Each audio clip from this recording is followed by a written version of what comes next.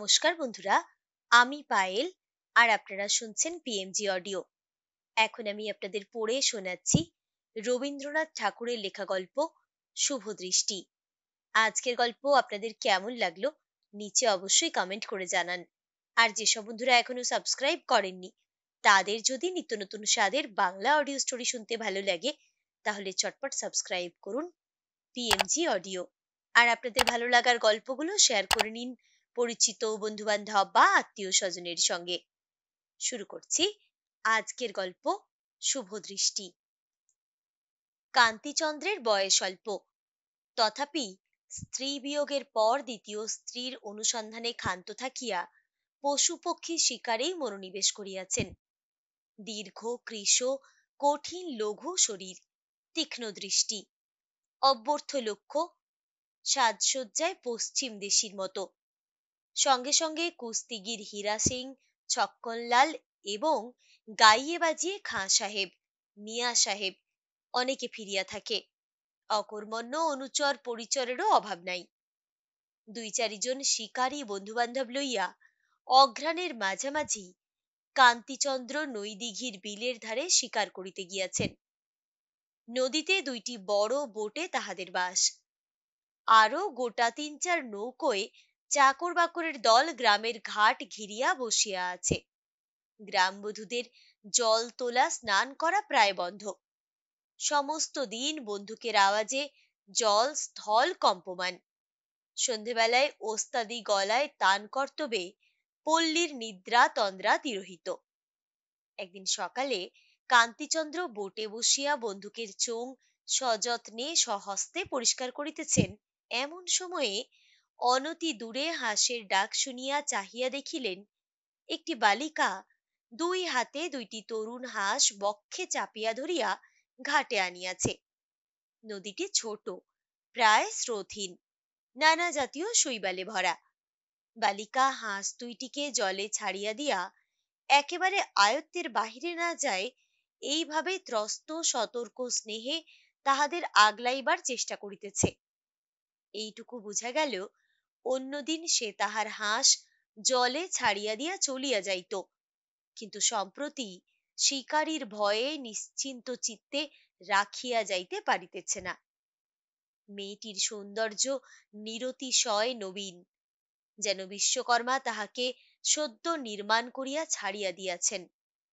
বয়স ঠিক করা শক্ত, শরীরটি বিকশিত, কিন্তু মুখটি এমন কাঁচা যে সংসার কোথাও যেন তাহাকে লেশ মাত্র স্পর্শ করে নাই। সে যে যৌবনে পা ফেলিয়াছে এখনো নিজের কাছে সে খবরটি তাহার পৌঁছে নাই। কান্তিচন্দ্র ক্ষণকালের জন্য বন্দুক সাফ করায় ঢিল দিলেন। তার চমক লাগিয়া গেল। এমন জায়গায় এমন মুখ দেখিবেন বলিয়া কখনো আশা করেন নাই। অথচ রাজার অন্তঃপুরের চেয়ে এই জায়গাতেই এই মুখখানি মানাইয়াছিল। সোনার ফুলদানির চেয়ে গাছেই ফুলকে সাজে। সেদিন শরতের শিশিরে এবং প্রভাতের রৌদ্রে নদী তীরের বিকশিত কাশ বনটি ঝলমল করিতেছিল। তাহারই মধ্যে সেই সরল নবীন মুখখানি কান্তিচন্দ্রের মুগ্ধ চক্ষে আশ্বিনের আসন্ন আগমনীর একটি আনন্দচ্ছবি আঁকিয়া দিল। মন্দাকিনী তীরে তরুণ পার্বতী কখনো কখনো এমন হংস শিশু বক্ষে লইয়া আসিতেন। কালিদাস সে কথা লিখিতে ভুলিয়াছেন। এমন সময়ে হঠাৎ মেয়েটি ভীত ত্রস্ত হইয়া কাঁদো কাঁদো মুখে তাড়াতাড়ি হাঁস দুটিকে বুকে তুলিয়া লইয়া অব্যক্ত আর্তস্বরে ঘাট ত্যাগ করিয়া চলিল। কান্তিচন্দ্র কারণ সন্ধানে বাহিরে আসিয়া দেখিলেন তাহার একটি রসিক পারিষদ কৌতুক করিয়া বালিকাকে ভয় দেখাইবার জন্য হাঁসের দিকে ফাঁকা বন্দুক লক্ষ্য করিতেছে। কান্তিচন্দ্র পশ্চাৎ হইতে বন্দুক কাড়িয়া লইয়া হঠাৎ তাহার গালে সশব্দে প্রকাণ্ড একটি চপেটাঘাত করিলেন। অকস্মাৎ রসভঙ্গ হইয়া লোকটি সেইখানে ধপ করিয়া বসিয়া পড়িল। কান্তি পুনরায় কামরায় আসিয়া বন্দুক সাফ করিতে লাগিলেন।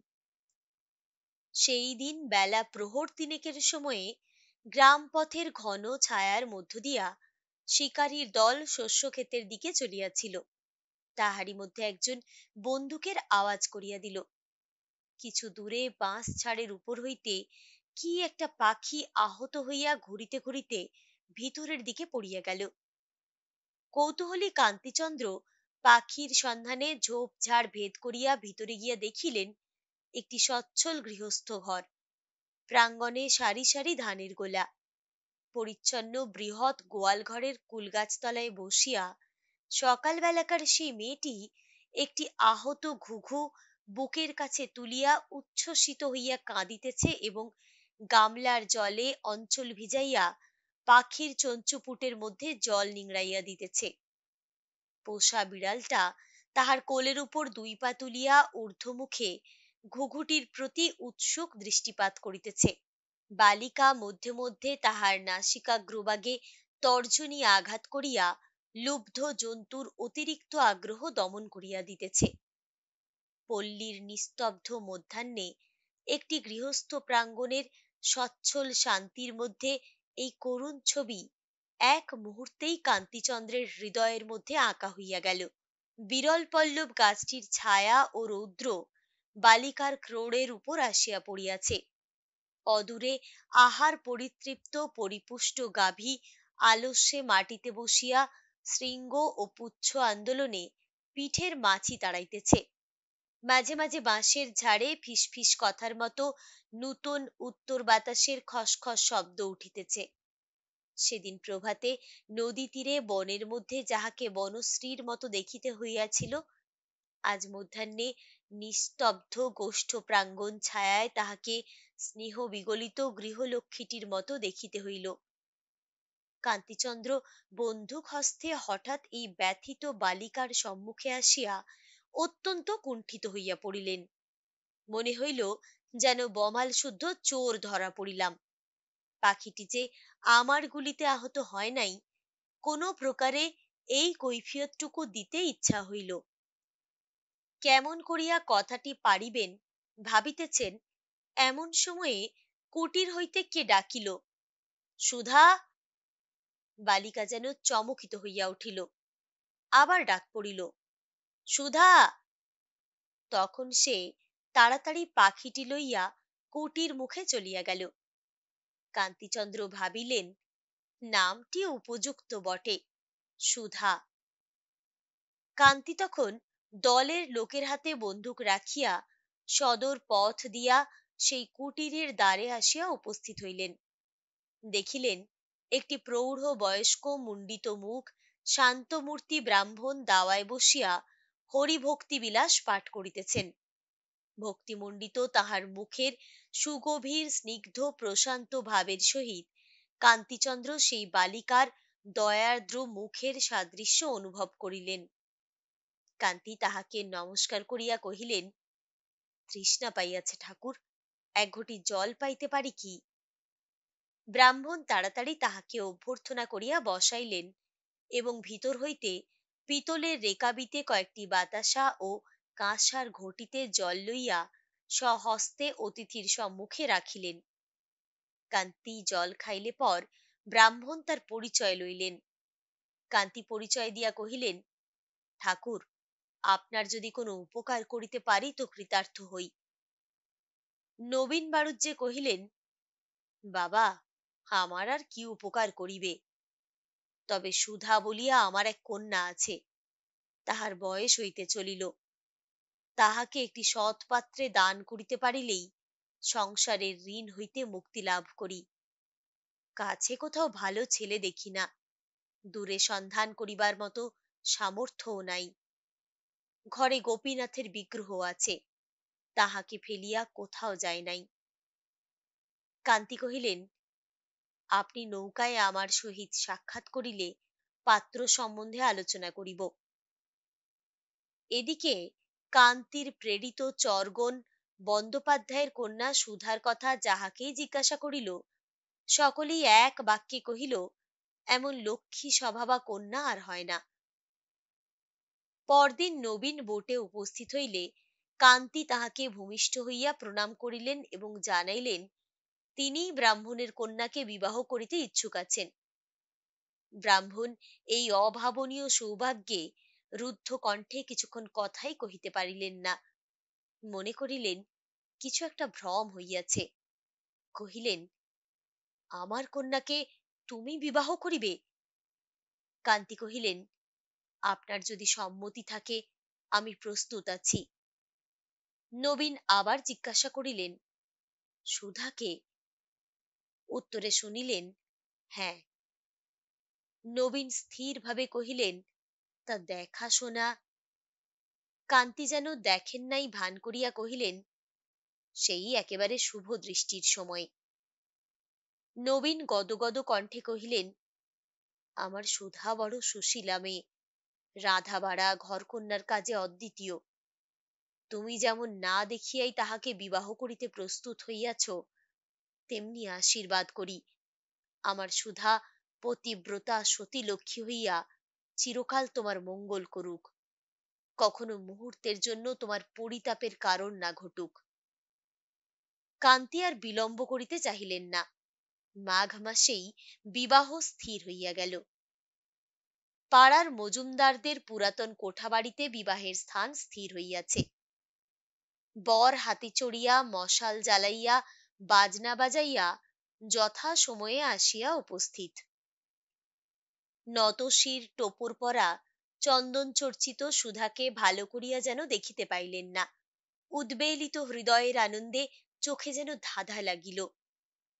বাসর ঘরে পাড়ার সরকারি ঠান দিদি যখন বরকে দিয়া জোর করিয়া মেয়ের ঘোমটা খোলাইয়া দিলেন, তখন কান্তি হঠাৎ চমকিয়া উঠিলেন। এ তো সেই মেয়ে নয়। হঠাৎ বুকের কাছ হইতে একটা কালো বজ্র উঠিয়া তাহার মস্তিষ্ককে যেন আঘাত করিল। মুহূর্তে বাসর ঘরের সমস্ত প্রদীপ যেন অন্ধকার হইয়া গেল এবং সেই অন্ধকার প্লাবনে নববধূর মুখখানিকেও যেন কালিমা লিপ্ত করিয়া দিল।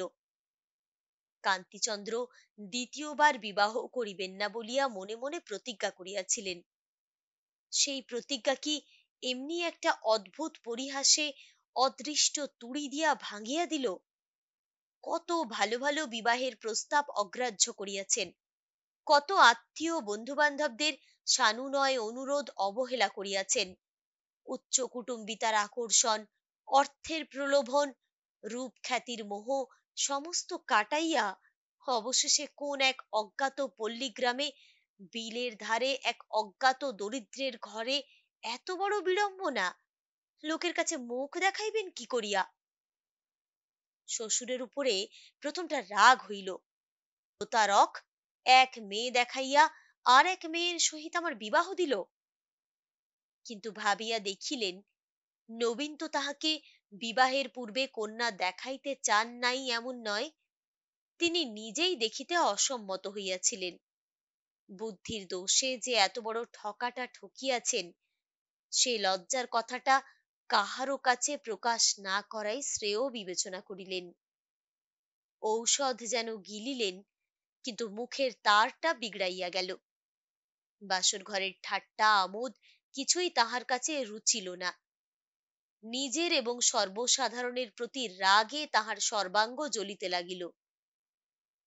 এমন সময়ে হঠাৎ তাহার পার্শ্ববর্তিনী বধূ অব্যক্ত ভীত স্বরে চমকিয়া উঠিল। সহসা তাহার কোলের কাছ দিয়া একটা খরগোশের বাচ্চা ছুটিয়া গেল। পরক্ষণেই সেদিনকার সেই মেয়েটি শশক শিশুর অনুসরণ পূর্বক তাহাকে ধরিয়া গালের কাছে রাখিয়া একান্ত স্নেহে আদর করিতে লাগিল। ওই রে, পাগলি আসিয়াছে বলিয়া সকলে তাহাকে চলিয়া যাইতে ইঙ্গিত করিল। সে ভ্রুক্ষেপ মাত্র না করিয়া ঠিক বরকন্যার সম্মুখে বসিয়া শিশুর মতো কৌতূহলে কি হইতেছে দেখিতে লাগিল। বাড়ির কোনো দাসী তাহার হাত ধরিয়া টানিয়া লইবার চেষ্টা করিলে বর ব্যস্ত হইয়া কহিলেন, আহা থাক না, বসুক। মেয়েটিকে জিজ্ঞাসা করিলেন, তোমার নাম কি? সে উত্তর না দিয়া দুলিতে লাগিল। ঘর শুদ্ধ রমণী হাসিয়া উঠিল। কান্তি আবার জিজ্ঞাসা করিলেন, তোমার হাঁস দুইটি কত বড় হইল? অসংকোচে মেয়েটি নীরবে তাহার মুখের দিকে চাহিয়া দেখিতে লাগিল। হতবুদ্ধি কান্তি সাহসপূর্বক আবার জিজ্ঞাসা করিলেন, তোমার সেই ঘুঘুর আরাম হইয়াছে তো? কোনো ফল পাইলেন না। মেয়েরা এমন ভাবে হাসিতে লাগিল যেন বর ভারী ঠকিয়াছেন। অবশেষে প্রশ্ন করিয়া খবর পাইলেন মেয়েটি কালা এবং বোবা, পাড়ার যত পশু পক্ষীর প্রিয় সঙ্গিনী। সেদিন সে যে সুধা ডাক শুনিয়া উঠিয়া ঘরে গিয়াছিল, সে তাহার অনুমান মাত্র, তাহার আর কোনো কারণ ছিল। কান্তি তখন মনে মনে চমকিয়া উঠিলেন। যাহা হইতে বঞ্চিত হইয়া পৃথিবীতে তাহার কোনো সুখ ছিল না, শুভ দৈবক্রমে তাহার নিকট হইতে পরিত্রাণ পাইয়া নিজেকে ধন্য জ্ঞান করিলেন। মনে করিলেন, যদি এই মেয়েটির বাপের কাছে যাইতাম এবং সেই ব্যক্তি আমার প্রার্থনা অনুসারে কন্যাটিকে কোনো মতে আমার হাতে সমর্পণ করিয়া নিষ্কৃতি লাভের চেষ্টা করিত, যতক্ষণ আয়ত্তচ্যুত এই মেয়েটির মোহ তাহার মনটিকে আলোড়িত করিতেছিল, ততক্ষণ নিজের বধূটি সম্বন্ধে একেবারে অন্ধ হইয়াছিলেন। নিকটেই আর কোথাও কিছু সান্ত্বনার কারণ ছিল কিনা তাহা অনুসন্ধান করিয়া দেখিবার প্রবৃত্তিও ছিল না। যেই শুনিলেন মেয়েটি বোবা ও কালা, অমনি সমস্ত জগতের উপর হইতে একটা কালো পর্দা ছিন্ন হইয়া পড়িয়া গেল। দূরের আশা দূর হইয়া নিকটের জিনিসগুলি প্রত্যক্ষ হইয়া উঠিল।